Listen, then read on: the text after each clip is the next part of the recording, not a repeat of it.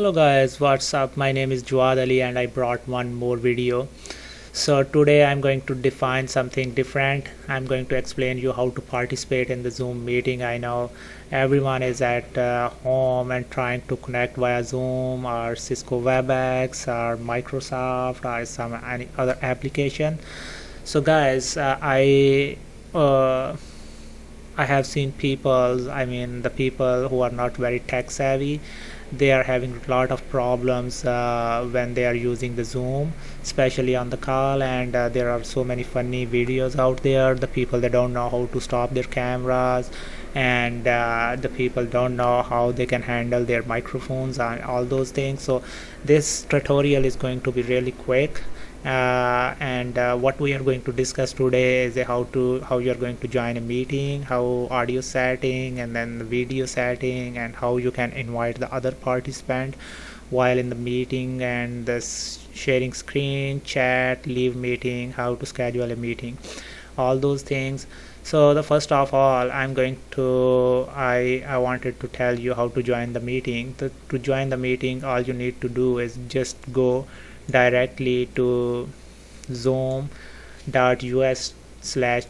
and over here you will see that window, and that window you need to provide the ID of your Zoom meeting. You will receive an ID where you can click on the link. If you have application installed on your computer, you can click on the link, but if you don't have application on your computer, then you need to provide the ID in the join meeting field.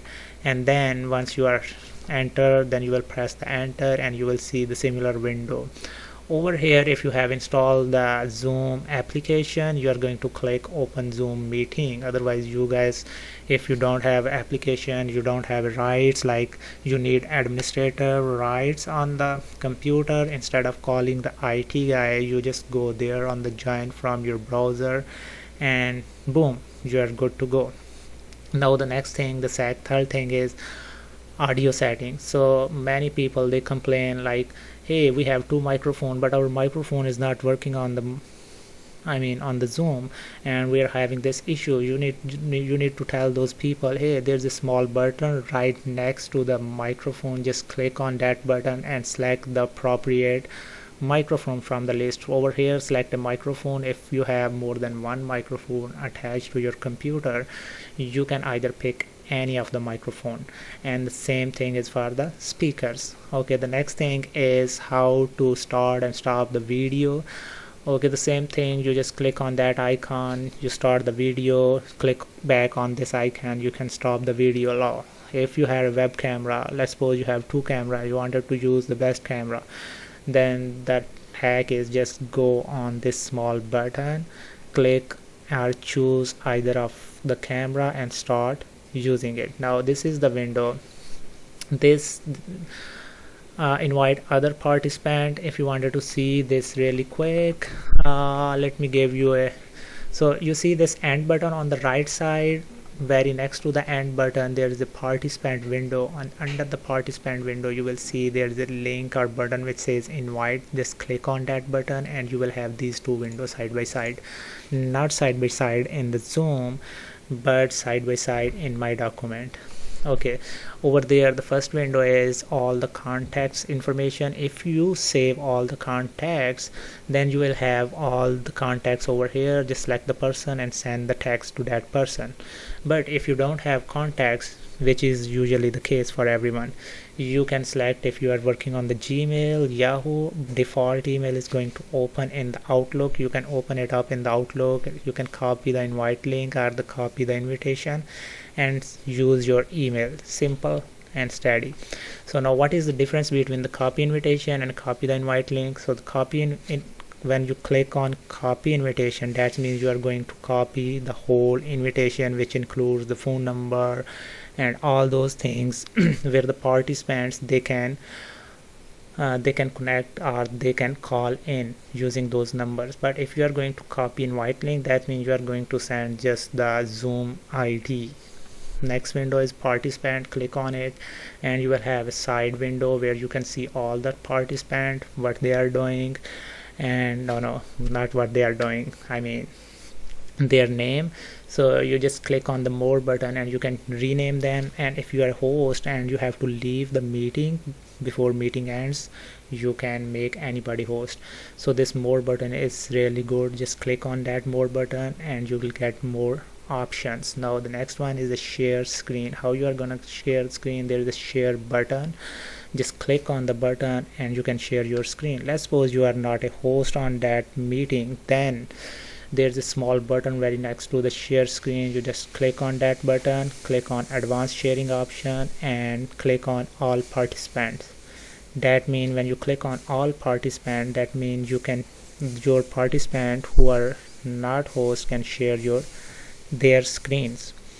Now there's another setting on the browser where you can go, and every meeting the participant, they were allowed to share their screen. But if you are in the meeting and someone wants to share their screen and he is not host, you can go through this option really quick.